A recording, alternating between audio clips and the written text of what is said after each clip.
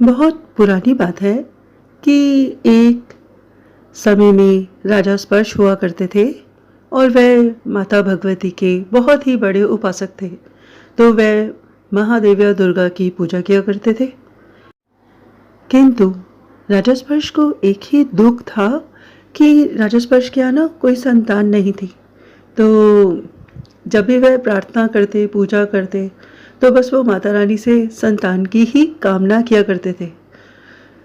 तो फिर उनकी पूजाओं से, प्रार्थनाओं से खुश होकर एक दिन महादेव्या दुर्गा ने राजा स्पर्श को सपने में दर्शन दिए और महादेव्या दुर्गा ने राजा को ये बोला कि हे राजन, तुम्हारे यहाँ 2 कन्याओं का जन्म होगा। तो ऐसे ही हुआ कि समय बीता और समय बीतने के साथ राजा की पहली संतान पुत्री पैदा हुई। तो राजा ने पंडितों और ज्योतिषियों को बुलाया और कहा कि इस कन्या की जन्म कुंडली देखो। तो ज्योतिषियों ने, पंडितों ने उसकी जन्म कुंडली निकाली तो उन्होंने देखा कि ये कन्या तो साक्षात महादेव्या दुर्गा का रूप है। उन्होंने कहा कि ये कन्या तो इतनी सौभाग्यशाली है कि राजा जी, ये तो आपके लिए तो वरदान है, आशीर्वाद है महादेव्या का। तो राजा को बड़ी प्रसन्नता हुई और राजा ने उस छोटी सी कन्या को अपनी गोद में ले लिया और उसको प्यार से नाम दिया तारा। और फिर जैसे जैसे समय आगे बढ़ा, अब राजा की दूसरी पुत्री पैदा हुई और राजा तब बहुत ही प्रसन्न हो गया। राजा ने पंडितों और ज्योतिषियों से बोला कि कृपया करके इसकी कुंडली भी देखो। फिर ज्योतिषी और पंडितों ने दूसरी कन्या की भी कुंडली देखी, पर यह क्या, दूसरी कन्या राजा के लिए इतनी अशुभ थी कि ज्योतिषियों ने राजा को बताया कि ये जो कन्या है ये आपके लिए वरदान साबित कभी ना होगी, बल्कि यदि आप इसको यहाँ पे पालेंगे अपने साथ तो आपका अशुभ होता चला जाएगा। तो राजा जी कृपया करके इस कन्या को आप अपने पास ना रखें और हो सके तो इसे या तो किसी को दे दें या फिर मरवा दें। तो राजा ने कहा, मरवा दें कन्या को? मैं कन्या हत्या नहीं करवा सकता। तो इस पर एक पंडित ने उन्हें सुझाव दिया कि क्यों ना हम ऐसा करें राजा जी कि एक लकड़ी का संदूक बनाएं और उसके ऊपर हीरे मोती जड़वाकर, उसके अंदर हीरे मोती रखकर इस कन्या को उसमें लिटाकर नदी में बहा दें। राजा की आंखों से आंसू आ गए, क्योंकि राजा के पास पहले कभी संतान नहीं थी और जब संतान हुई और उसको संतान से दूर होना पड़ रहा था तो वो ऐसा चाहता नहीं था। पर जोशियों ने बताया कि आपके लिए बहुत अशुभ है, ये कन्या बहुत अशुभ है। तब राजा ने एक लकड़ी के संदूक पे हीरे जड़वाकर और उस संदूक के अंदर भी हीरे मोती रखकर कन्या को बड़े प्यार से लिटाया, किंतु बहुत ही भारी हृदय से उस संदूक को नदी में परवाह कर दिया। तो नदी में बहते बहते वो संदूक नदी ही पार कर गया और उसके नदी के दूसरे छोर पर एक भंगी खड़ा था। तो भंगी ने संदूक देखा तो उसने एकदम लकड़ी का संदूक उठा लिया, क्योंकि वैसे भी उसमें हीरे लगे हुए थे। तो भंगी भाग कर गया और उसने अपनी पत्नी को संदूक दिखाया, किंतु ये क्या, जैसे ही उसने संदूक खोला तो हैरान रह गया कि उसके अंदर एक कन्या थी। भंगन की आंखों में तो आंसू ही आ गए, क्योंकि भंगी और भंगन के पास भी कोई संतान तो थी नहीं। तो उन्होंने देखा कि कन्या, तो भंगन इतनी खुश हो गई कि उसने खुशी से उस कन्या का नाम रुको रख दिया। और अब जो तारा थी वो राजा स्पर्श के यहाँ पलने लगी और बड़ी होने लगी, और इधर तारा की सगी बहन स्पर्श की दूसरी पुत्री वो एक भंगी के घर में पलने लग गई। किंतु राजा स्पर्श को तो आज भी अपनी दूसरी कन्या जो रुको थी वो बहुत याद आती थी। तो राजा स्पर्श ने ज्योतिषियों को बुलाया और उनसे प्रश्न किया कि आपके कहने पे मैंने अपनी कन्या को नदी में तो बहा दिया, मुझे नहीं पता कि मेरी कन्या कहाँ गई, वो आज भी है या नहीं है, किंतु मैं ये जानना चाहता हूँ कि अगर वो कन्या मेरे लिए अशुभ थी तो वो क्यों अशुभ थी, और आपको कैसे पता कि वो मेरे लिए अशुभ थी, आपने ऐसा क्या देखा था, तो कृपया करके आप मुझे बताइए। तो ज्योतिषियों ने उसकी कुंडली देखकर राजा को बताया कि राजा जी, कुंडली के अनुसार जो आपकी दूसरी कन्या है, ये सिर्फ यही नहीं, जो आपकी पहली कन्या भी है, ये दोनों ही कन्याएं जो है ये पिछले जन्म में देवराज इंद्र की अप्सराएं थी। तो एक बार ये देवराज इंद्र की अप्सराएं आकाश से धरती पर भ्रमण करने के लिए आईं, यानी कि घूमने के लिए आईं। तो जब ये कन्याएं धरती पर भ्रमण करने के लिए आईं, तो उस दिन एकादशी का दिन था और इन दोनों ने ही एकादशी का व्रत रखा हुआ था। तो बड़ी बहन का नाम उस वक्त भी तारा ही था और छोटी बहन को बड़ी बहन तारा ने कुछ पैसे दिए और कहा कि जाओ बाज़ार से कुछ फल ले आओ। तो रुको बाज़ार गई और उसने वहाँ पे मछली के पकौड़े तलते हुए देखा, तो उसने मछली के पकौड़े खरीद लिए और खा लिए और अपनी बहन तारा के लिए वो फल लेकर वापस आ गई और उसने अपनी बहन को फल दे दिए। तारा ने पूछा कि क्या तुम नहीं खाओगी फल? तो रुको बोली कि नहीं, मैं नहीं खाऊंगी क्योंकि मैं तो बाज़ार से ही कुछ खा आई हूँ। तारा ने पूछा तुम बाज़ार से क्या खा आई हो? तो रुको ने कहा कि मैं मछली के पकौड़े खा आई हूँ। तारा ने कहा कि एकादशी के दिन मांस भक्षण किया तूने? तारा बहुत ही कुपित और कुंठित हो गई और वो अपनी छोटी बहन से कहने लगी कि तूने एकादशी के दिन व्रत रखा और व्रत रखकर तूने मांसाहार खाया। क्या तू नहीं जानती कि यदि हम मांसाहार खाएं तो हम भी वही बन जाते हैं जिसका हम भक्षण करते हैं? इसलिए मैं आज तुझे श्राप देती हूँ कि तेरा अगला जन्म छिपकली का होगा और तू कीड़े मकोड़े खाएगी। रुको, तू कीड़े मकोड़े खाएगी। तारा के शब्द सुनकर रुको डर गई और उसने तारा से कहा नहीं नहीं, मुझे ऐसा श्राप मत दो, मुझे बचा लो। तारा ने कहा श्राप तो मैंने दे दिया, जैसे तूने जो मछली को खाया है वो वापस मछली नहीं बन सकती, वो जिंदा नहीं हो सकती, उसमें प्राण नहीं आ सकते, उसी प्रकार अब तुझे पाप तो लगेगा ही लगेगा और तुझे श्राप भी लगेगा ही लगेगा। किंतु यदि तू किसी भी जून में जाएगी तो अगर तू परोपकार करेगी, किसी का अच्छा करेगी, तो तू अच्छी जून में चली जाएगी और तू वापस मनुष्य बन जाएगी। तो राजा जी, ये जो आपकी दूसरी कन्या है, इसको इसी की बहन ने श्राप दिया था और ये कहा था कि ये छिपकली बन जाएगी। तो राजा स्पर्श ने पूछा कि क्या बड़ी बहन तारा का श्राप छोटी बहन रुक्को को लगा? क्या उसका अगला जन्म हुआ? कृपया करके ज्योतिषी, यदि आपको इसके बारे में पता है तो बताइए। तो ज्योतिषियों ने बताया कि दोनों अप्सराएं तारा और रुक्को यही धरती पर ही रह गई थी और उनका एक जन्म तो संपूर्ण हो गया। दूसरे जन्म में तारा फिर से मनुष्य योनि में आई और वो मनुष्य ही बनी, किंतु रुक्को भारत देश में एक गुरु गोरख उनका आश्रम था और उन गुरु गोरख के आश्रम में वो रुक्को जो थी वो छिपकली बनकर उनकी रसोई में और उनके आश्रम में इधर से उधर घूमती रहती थी। तो गुरु गोरख का एक, वैसे तो बहुत सारे चेले थे किंतु एक शिष्य ऐसा था जिसे बहुत जल्दी जल्दी गुस्सा आता था। तो वो जो शिष्य था, एक दिन उसने सोचा कि क्यों ना मैं एकांत में तपस्या करूं। तो उसने एक कमंडल पानी से भरा, तो वो तपस्या करने के लिए एकांत में बैठ गया। किंतु वहाँ से एक गौ माता जा रही थी और गौ माता बहुत ही प्यासी थी। तो गौ माता कमंडल से पानी पीने लग गई और जैसे ही गौ माता ने कमंडल से अपना मुंह निकाला तो एकदम से कमंडल की आवाज़ हो गई और ऋषि की आंखें खुल गई और उसने देखा ये क्या, गौ माता उसका सारा ही पानी पी गई और वो भी कमंडल झूठा कर दिया। तो उसने अपना चिमटा उठाया क्योंकि उसको तो बहुत गुस्सा आता था।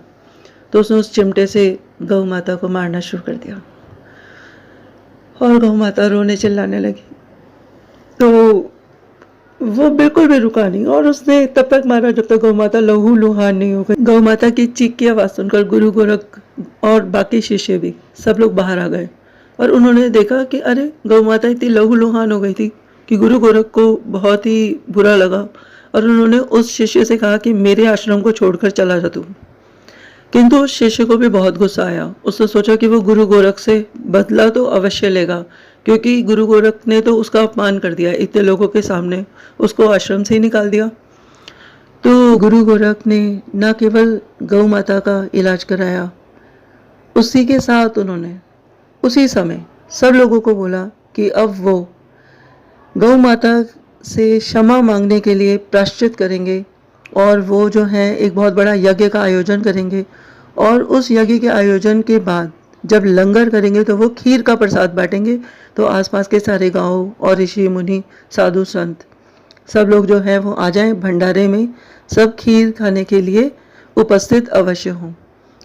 बस इतना सुनते ही जो उनका शिष्य था, जो बिल्कुल जिसका अपमान हुआ था और जो गुस्से में भरा हुआ था, तो उस शिष्य को अपना रूप बदलना आता था और उसने सोच लिया था कि मुझे कैसे अपने अपमान का बदला लेना है।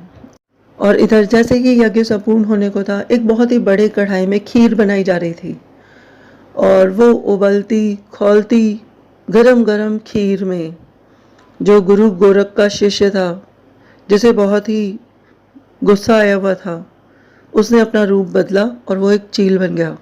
उसने एक जहरीला सर्प अपनी चोंच में ले लिया और उस उबलती खौलती कढ़ाई में जहरीले सर्प को छोड़ दिया, और वो सारी जो खीर थी वो जहरीली हो गई, पर किसी को पता नहीं चला। किंतु रुक्को छिपकली ये सब देख रही थी और उसको अपनी बहन तारा की परोपकार की बात याद थी। तो उसने सोचा कि इससे पहले कि सब लोग खीर खाएं और गुरु गोरख का नाम बहुत खराब हो जाएगा यदि बहुत सारे लोग मर जाते हैं, तो इसलिए उसने सबकी जान बचाने के लिए, जब सब लोग पंक्ति में खड़े थे लंगर लेने के लिए, सबके सामने वो खौलती जलती उबलती कढ़ाई में गिर गई और वो उसी वक्त उसके प्राण निकल गए और वो छिपकली मर गई। वहाँ पे खड़े सभी लोग उस छिपकली को कोसने लगे और फिर गुरु गोरख ने कहा कि ये जो खीर है इसको फिकवा दो, क्योंकि यह अब खाने की तो है नहीं है। गुरु गोरख का मन बहुत उदास हो गया था, क्योंकि उन्हें लगा कि अब भंडारा नहीं कर पाएंगे। तो जैसे ही उन्होंने खीर को फिकवाया तो लोगों ने देखा कि उस खीर के अंदर तो सांप था, बहुत ही बड़ा सांप।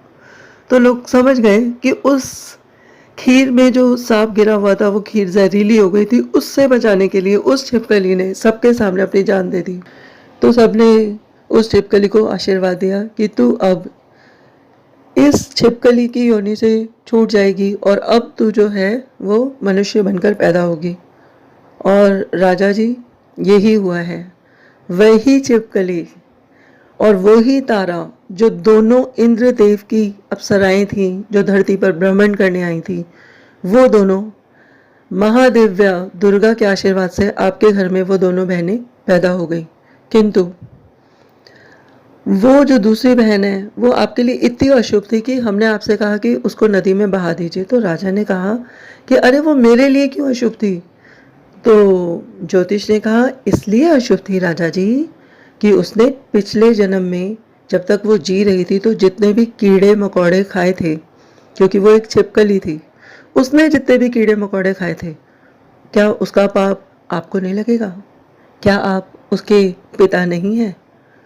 तो उस छिपकली के पाप आपको ना लगे राजा जी, इसलिए हमने आपसे ये कहा कि वो आपके लिए बहुत अशुभ है।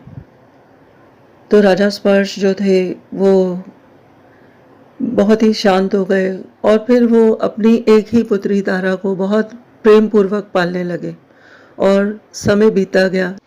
जैसे जैसे तारा बड़ी होने लगी वो रूपवती लड़की बन गई और राजा स्पर्श ने अपनी पुत्री तारा का विवाह राजा हरिश्चंद्र से कर दिया। तो तारा बन गई तारा रानी। उधर भंगी ने भी अपनी कन्या रुक्को का विवाह अपनी ही जाति में एक भंगी से करवा दिया। तो वो दोनों बहनें जो थी वो एक ही नगर में रहती थी। तो जो रुक्को भंगन थी उसकी सास रानी तारा के यहाँ साफ सफाई का कार्य किया करती थी। तो एक बार रुक्को की सास बहुत बीमार हो गई और उन्होंने रुक्को से कहा कि क्या तुम मेरी जगह काम पर चली जाओगी? तो रुको ने कहा हाँ बिल्कुल। तो वह जैसे जैसे महल के पास आने लगी, तारा रानी माता रानी की इतनी पूजा करती थी कि उसको अंदर से ऐसा लगने लगा कि कोई अपना आ रहा है। और जैसे जैसे महल के पास रुको आती गई और उसने वो एकदम तारा रानी के पास आ गई। तो तारा रानी ने पीछे पलट कर देखा तो रुको ने कहा कि तारा रानी नमस्ते, मेरा नाम रुको भंगन है, आज मेरी सास काम पे नहीं आएंगी तो मैं ही यहाँ का काम करूँगी। तारा रानी की तो आंखें ही भर आईं, क्योंकि जैसे ही उसने कहा कि मेरा नाम रुको है, तारा रानी को अपना पिछला जन्म याद आ गया और वो पहचान गई थी कि ये रुको उनकी बहन रुक्मणी है।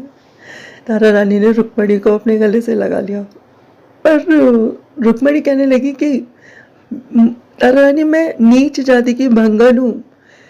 तो तारा रानी ने कहा नहीं, तू मेरी सगी बहन है, तू पिछले जन्म में मेरी सगी बहन थी। तो रुको की आंखों में भी आंसू आ गए और तारा रानी भी रो पड़ी। तारा रानी ने बहन रुको को बताया कि पिछले जन्म में हम दोनों बहनें थीं, हम इंद्र की अप्सराएं थीं और किस प्रकार हम धरती पर आए थे और तूने मांस भक्षण कर लिया था एकादशी के दिन, तो मैंने तुझे श्राप दे दिया था। और उन्होंने जब उसको सब कुछ याद दिलाया तो रुको को सब कुछ याद आ गया।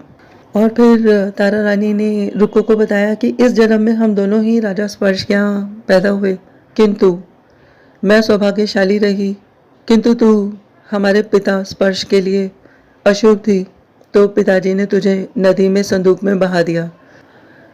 इस पर रुको ने कहा कि बहन तारा देवी, मैं अपने पिता जिन्होंने मुझे पाला है, मैं उनका बहुत आदर करती हूँ। मैं वहाँ पे अपने परिवार में बहुत प्रसन्न हूँ और मैं अपने ससुराल में भी बहुत प्रसन्न हूँ, किंतु हे तारा देवी, मेरे मन में बस एक ही दुख है कि मेरी कोई संतान नहीं है। इस पर तारा देवी ने कहा कि यदि संतान नहीं है तो तुम महादेव्या दुर्गा से संतान मांगो, वो तुम्हें अवश्य संतान देंगी, किंतु हाँ, यदि तुझे पुत्र पैदा हो जाए तो तू माता रानी का जागरण अवश्य करवाइयो। तो रुको ने कहा ठीक है, और वो ये बात सुनकर माता रानी से मुराद मांगकर कि मेरा पुत्र हो जाएगा तो मैं जागरण करवाऊंगी, और आते साल उसकी झोली में एक पुत्र माता रानी ने दे दिया और रुको बहुत ही प्रसन्न हो गई। किंतु ये क्या, रुको तो पुत्र की प्रसन्नता में जागरण करवाना ही भूल गई। तो अब धीरे धीरे उसका पुत्र बीमार होने लग गया और इतना बीमार होने लग गया कि वो बहुत उदास हो गई। और रुको जब उदास हो गई तो वो तारा रानी के पास आई। तो तारा रानी ने रुको से कहा कि तूने तो माता रानी को बोला था कि तू जगराता कराएगी, क्या तूने जागरण करवा लिया? तो रुको ने कहा नहीं, मैं तो जागरण भूल ही गई थी। तो तारा रानी ने कहा कि अरे तू अभी पंडित जी के पास जाओ और उनसे बोल कि वो तेरे घर में जगराता कर दें। तो रुको पंडित जी के पास गई और उसने पंडित जी से बोला कि मेरे घर में जगराता कर देना। तो पंडित जी ने कहा कि भंगन के घर में जगराता? नहीं नहीं, हम भंगियों के घर में जगराता बिल्कुल नहीं करते, तो हमें यहीं पे 5 रुपए दे दे, हम तेरी तरफ से यहाँ पे मंदिर में ही जागरण कर लेंगे। इस पर रुको ने पूछा कि हमारे यहाँ तुम जगराता क्यों नहीं करा सकते हो? तो पंडित ने बोला क्योंकि तुम नीच जाति की भंगन हो और तुम्हारे यहाँ बलि प्रथा चलती है, तुम बकरों की बलि दोगी और हम ब्राह्मण लोग हैं, हम लोग जो हैं इस बलि को नहीं स्वीकारेंगे, इसलिए हम तुम्हारी तरफ से यहीं पे जगराता करा देंगे। तो रुको बहुत उदास हो गई और वो तारा रानी के पास आ गई और उसने तारा रानी से कहा कि पंडित ने तो मेरे जगराते के लिए मना कर दिया, मैं क्या करूं? तो इस पर तारा रानी ने कहा कि अरे रुको, तू पंडित को जाकर बोल कि तेरे जगराते पे तो तारा रानी स्वयं आएंगी। तो फिर रुको की ये बात सुनकर कि तारा रानी जगराते पर आएंगी, तो पंडित ने कहा कि ठीक है, तो फिर मैं तुम्हारे यहाँ जगराता कराने आ जाऊंगा। तो अब रुको जो थी वो तारा रानी के पास आई और अब वो बहुत प्रसन्न थी। उसने तारा रानी को बताया कि तारा रानी, अब पंडित जो है वो हमारे यहाँ आकर जगराता कराएगा और वो भी कल, तो कृपया करके आप आ जाइएगा क्योंकि सब लोग जो हैं आप ही के लिए जगराते पर आएंगे। तो तारा रानी जो थी वो बोली कि ठीक है, मैं सही समय पर पहुंच जाऊंगी। तो वहाँ पर एक नाई खड़ा था जिसका नाम था सेन। तो सेन नाई सारी बातें सुन रहा था और सेन नाई ने जाकर राजा हरिश्चंद्र को बता दिया कि कल तारा रानी एक भंगन के जागरण पर जाएंगी। किंतु राजा हरिश्चंद्र को इस बात पर विश्वास नहीं हुआ, क्योंकि भंगन के घर में रानी। तो राजा हरिश्चंद्र ने कहा, नहीं नहीं, तुमने कुछ गलत सुना है। तो सेन नाई ने कहा, महाराज, मैंने अपने कानों से सुना है कि कल हमारे गांव में जागरण है और तारा रानी ने ये बोला है कि वो उस जागरण में जरूर जाएंगी। राजा हरिश्चंद्र ने कहा कि भला भंगन से मेरी पत्नी तारा का क्या रिश्ता होगा। तो सेन नाई ने उन्हें बताया कि आपकी जो पत्नी तारा रानी है वो तो भंगन को अपनी बहन बताती हैं। इस पर राजा हरिश्चंद्र को बहुत गुस्सा आया कि क्या कभी भंगन भी किसी रानी की बहन हो सकती है। हरिश्चंद्र ने सोचा कि तारा रानी पूरे दिन में उस जागरण पे जाने की बात तो राजा को अवश्य बताएंगी, किंतु तारा रानी ने राजा हरिश्चंद्र को नहीं बताया कि वो रात में जागरण में जाने वाली हैं। और तब जैसे जैसे रात होने लगी तो राजा हरिश्चंद्र भी पहरा दे रहे थे, उसी कक्ष में घूमते जा रहे थे इधर से उधर, ताकि उन्हें नींद ना आ जाए। और तारा रानी तो राह देख रही थी कि हरिश्चंद्र सो जाएं और वो जागरण पे चली जाएं। किंतु ये क्या, राजा हरिश्चंद्र को तो नींद ही नहीं आ रही थी। राजा हरिश्चंद्र को लगा कि कहीं ऐसा ना हो कि मैं सो जाऊं। तो उन्होंने तलवार पे अपना अंगूठा चला लिया और उनके अंगूठे से खून निकलने लग गया। रानी ने जब राजा हरिश्चंद्र के अंगूठे का ये हाल देखा तो उसने जल्दी से राजा के हाथ पर एक पट्टी बांध दी, किंतु राजा हरिश्चंद्र तो अभी भी इधर से उधर पहरा ही दे रहे थे। तो तारा रानी को चिंता हुई कि कहीं ऐसा ना हो कि मैं जगराते पे जा ही ना पाऊँ। तो उन्होंने महादेव्या दुर्गा से प्रार्थना की कि हे महादेव्या, मेरे पति राजा हरिश्चंद्र को सुला दो। तो महादेव्या दुर्गा हवा का झोंका बन के आ गई और ठंडी ठंडी हवा में राजा हरिश्चंद्र को नींद आ गई। और जैसे ही राजा हरिश्चंद्र सो गए तो तारा रानी ने रोशनदान से ही अपनी जो चुन्नी थी, क्योंकि वो बहुत ही लंबी चुन्नी थी, उसको बांधा और उसी चुन्नी के सहारे महल से नीचे उतर गई। और नीचे उतरते ही वो पैदल पैदल, जहाँ से जगराते की आवाज़ आ रही थी, भजनों की, भेंटों की आवाज़ आ रही थी, वो वहाँ पैदल पैदल जाने लगी। किंतु जब वो जगराते की तरफ जा रही थी, इधर राजा हरिश्चंद्र की तो नींद खुल गई और राजा हरिश्चंद्र ने देखा कि मेरी रानी कहाँ गई। एकदम से राजा हरिश्चंद्र की दृष्टि उस चुनरी पे पड़ी जो रोशनदान से लटकी हुई थी। राजा समझ गया कि भाई मेरी रानी तो जागरण पे चली गई। किंतु राजा को बहुत ही गुस्सा आ गया और राजा भी रानी के पीछे पीछे जहाँ से जागरण की आवाज़ आ रही थी वहाँ जाने लगे और रानी जागरण में पहुँच गई। जैसे ही रानी जागरण में पहुँची तो वहाँ पे बस अभी अभी ही बलि चढ़ाई गई थी और महादेव्या दुर्गा को प्रसाद चढ़ाया जा रहा था। और जब महादेव्या दुर्गा को बलि का प्रसाद चढ़ाया जा रहा था तो उसी समय राजा हरिश्चंद्र भी वहाँ पहुँच गए। और अब रुक्को ने तारा देवी से कहा कि बहन, कृपया करके झोली फैलाओ और प्रसाद ले लो। तारा देवी ने अपनी झोली फैलाई और वो प्रसाद ले ही रही थी। जैसे ही राजा हरिश्चंद्र जागरण में पहुंचा, वहां पे सभी लोग राजा हरिश्चंद्र की जय, राजा हरिश्चंद्र की जय करने लगे। किंतु ये क्या, महारानी तारा का हृदय कांप उठा। महारानी तारा सोचने लगी कि मेरी झोली में जो प्रसाद है, अब मुझे राजा हरिश्चंद्र क्षमा नहीं करेंगे, मैं क्या करूं? हे महादेव्या, मेरी लाज बचाओ। और इधर हरिश्चंद्र ने रानी तारा को बहुत जोर से आवाज लगा के कहा कि पलट तारा, दिखा झोली, आज क्यों शर्माती है? भंगन को बहन बनाने से वो बहन नहीं बन जाती है। और फिर तारा का हृदय तो और भी तेज तेज कांपने लगा। तो हरिश्चंद्र ने फिर बोला, पलट तारा, झोली फैला, अब क्यों लज जाती है? धर्म भ्रष्ट करने वाली को शर्म जरा ना आती है। बस हरिश्चंद्र का इतना कहना था कि तारा मुड़ी और तारा ने अपनी झोली, इससे पहले कि वो हरिश्चंद्र को दिखलाती, उसने ज़ोर से अपनी आंखें बंद कर ली।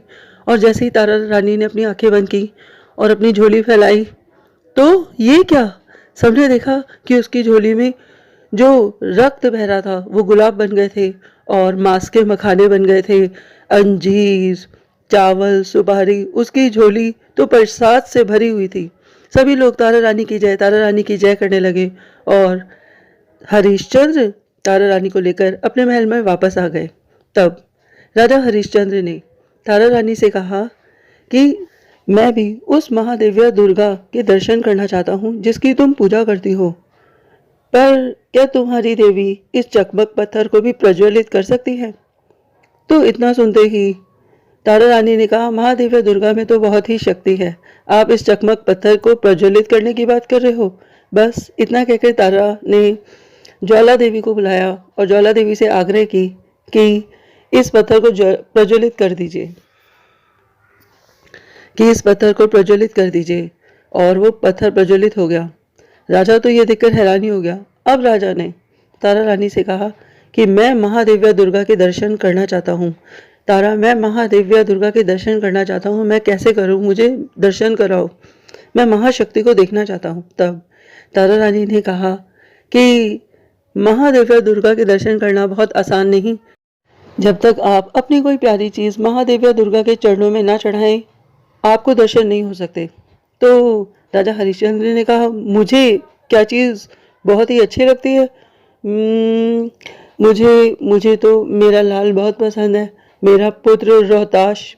तो फिर तारा देवी ने कहा, हाँ, तो फिर आप उसी की बलि चढ़ा दीजिए।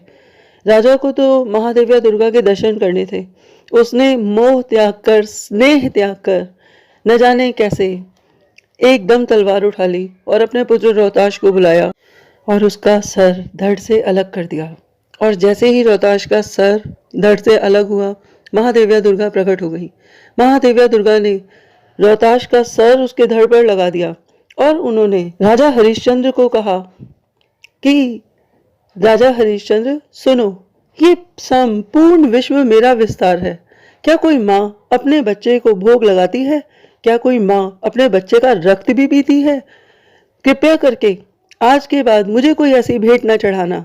राजन, यदि तुमसे हो सके तो तुम जगरातों में होने वाली, जागरण में होने वाली ये जीव हत्याएं बंद करवाओ। राजा हरिश्चंद्र तो महादेव्या दुर्गा को बार बार प्रणाम ही कर रहे थे और वह उनको बड़े ध्यान से सुन रहे थे। तब महादेव्या दुर्गा ने आगे बोला, राजन सुनो, आज से जो जागरण पर तारा रानी की कथा करेगा और सदा ही तारा रानी की कथा रात के समय जागरण में सुनेगा, केवल उसका और उसका ही जागरण संपूर्ण माना जाएगा।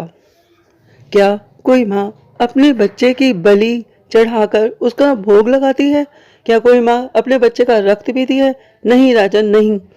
कृपया करके जागरणों में होने वाले इस अन्याय को हटाओ। कृपया करके इस बलि प्रथा का अंत करो। और सुनो राजन, यदि जागरण संपूर्ण होगा तो वह तो नारियल से भी हो जाएगा। और तब महादेव्या दुर्गा ने बोला कि आज के बाद कोई भी जागरण तब संपूर्ण माना जाएगा जब उस जागरण में तारा रानी की कथा होगी। तो तारा रानी की कथा के बाद ही उस जागरण को संपूर्ण माना जाएगा। राजा हरिश्चंद्र और तारा रानी महादेव्या दुर्गा के चरणों में गिर गए और महादेव्या अंतर्ध्यान हो गई। तो ये कथा हमें बताती है कि हमारे बार बार जन्म होते हैं और यदि हम अपने मनुष्य के स्तर से नीचे गिर जाए और हम दूसरे जीवों का ही भक्षण करने लग जाएं, तो हम भी रुक्कों की तरह, रुक्मन की तरह छिपकली या अलग अलग जून में जा सकते हैं। तो यदि हमें अपने आप को मनुष्य ही रखना है, क्योंकि मनुष्य ही केवल भगवान की तरह दिखाई देते हैं, तो यदि हमें उच्च स्तर पर मनुष्य योनि में रहना है तो हमें कार्य भी वैसे ही करने होंगे। तो आइए हम सब लोग मिलकर तारा रानी की जय करें और महादेव्या दुर्गा के चरणों में प्रणाम करें। तो आप लोगों ने बहुत ही धैर्यता से तारा रानी की कथा को सुना। आप सबको बहुत बहुत प्रणाम, नमस्कार। आप सबके अंदर बैठी ऊर्जा को मेरा बारंबार प्रणाम है। बहुत बहुत धन्यवाद, बहुत बहुत धन्यवाद।